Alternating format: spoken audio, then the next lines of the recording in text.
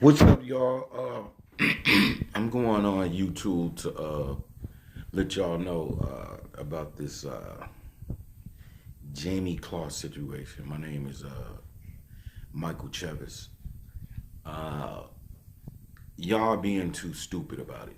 All you news reporters, all you investigators. I, I understand this guy, he's admitted to killing the mother and the father in Wisconsin.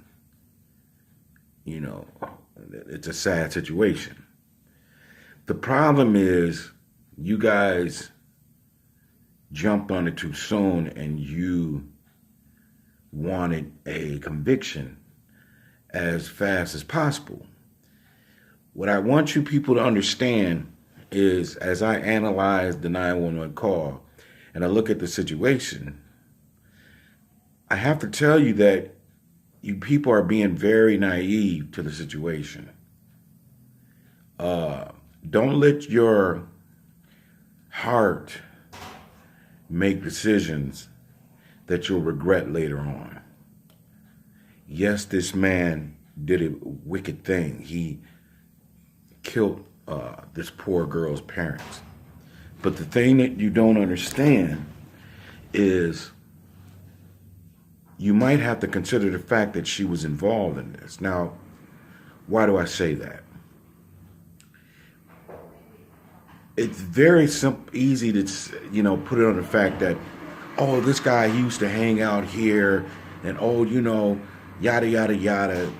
Maybe it's a small town, but in the 911 call, they asked if she recognized the guy, if she knew who he was, and she said three names. She said his name was Jake Jake something Paterson. I believe it was Jake Thomas Paterson. Now, in my mind, excuse me once, I gotta turn this down.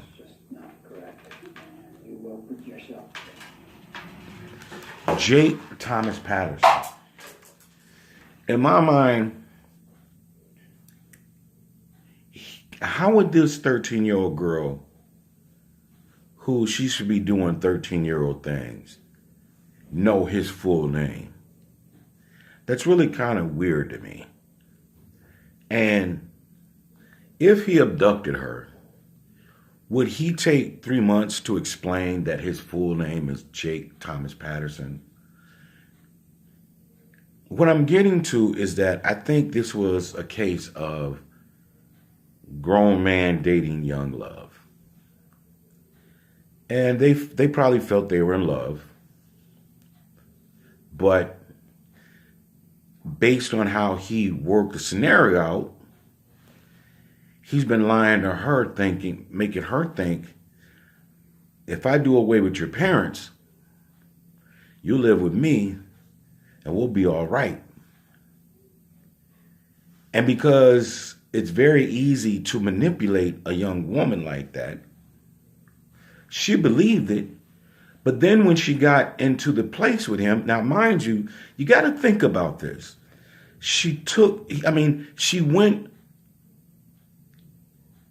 I want to say she went willingly with him to a log cabin.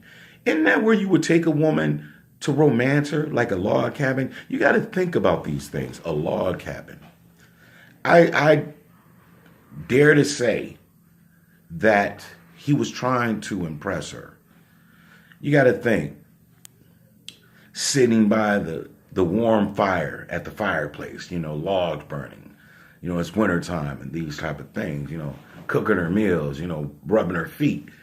And she's loving it the first 2 months. But with any couple, then you have couple issues and you start arguing and things like that.